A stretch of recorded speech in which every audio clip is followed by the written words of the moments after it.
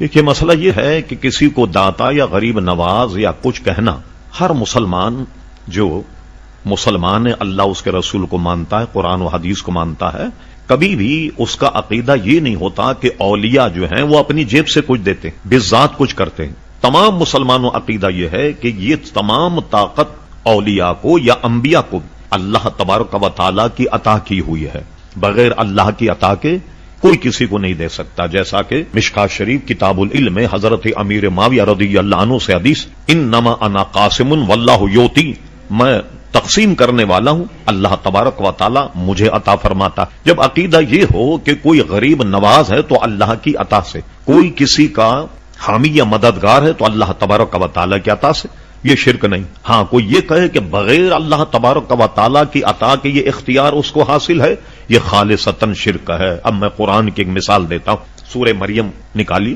حضرت مریم علیہ السلام بیٹھی ہوئی، ایک بڑا حسین اور جمیل آدمی ان کی طرف آنے لگا۔ وہ بڑی پارسا نیک بیوی تھی، ان کا یہ آدمی میری طرف کیوں آ رہا؟ وہ سہم گئی، ظاہر پہچان تو نہیں سکے، تو انہوں نے پوچھا تم کون ہو؟ وہ تھے حضرت جبریل علیہ السلام۔ وہ کہا انا رسول ربی، میں اللہ تبارک و تعالیٰ کا رسول، کیونکہ وہ فرشتوں کے رسول۔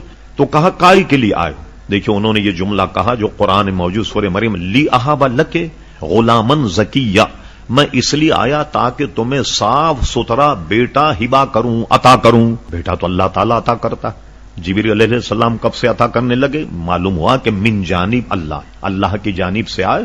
اور اس کی تفسیر یہ ہے، اس میں بعض لوگوں نے اردو تراجم میں بہت زیادہ مار کھائی، لیکن ابن کثیر نے اپنی تفسیر میں نتیجہ یہ نکالا کہ یہ حضرت مریم علیہ السلام کے چاک گریباں میں جبریل علیہ السلام نے پھونک مارا اللہ کی جانب سے، اللہ کی اذن سے، تو حضرت مریم حاملہ ہو گئیں، اور اس کے بعد عیسیٰ علیہ الصلوۃ والسلام تولد ہوئے۔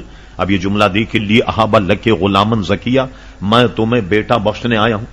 تو جبریل تو بیٹا نہیں بخشتے، بخشنے والا تو اللہ تبارک و تعالی، لیکن من جانب اللہ۔ اگر یہ اولیاء کوئی تصرف کرتے ہو من جانب اللہ۔ ہمارے یہاں علم کلام میں یہ طے کہ کسی نبی کی جو کرامت ہے، کسی ولی کی، یہ اس کے نبی کا معجزہ ہے، یعنی جس نبی کا وہ امتی ہے۔ اگر موسیٰ علیہ السلام کی امت میں کوئی کمال بتائے، یہ اس کی تو کرامت ہے، لیکن جس سے وہ نبی کہتا ہے موسیٰ علیہ السلام ان کے نبی، وہ ان کا معجزہ ہے۔ تو حضور علیہ السلام کا امتی کوئی کمال ان سے سرزد ہو، یہ ولی کی تو کرامت ہے، لیکن حضور علیہ السلام کا معجزہ ہے کہ حضور علیہ السلام کی غلامی میں اسے یہ ملا، بغیر حضور کی غلامی میں تو کوئی کمال نہیں ملتا۔ تو بطور کرامت یہ ساری چیزیں جائز ہیں، اور من جانب اللہ تصور نہیں کرے، ظاہر ہے کہ پھر خالصتاً شرک ہوگا، اور یہ ہمارا ایمان یا ہمارا عقیدہ نہیں۔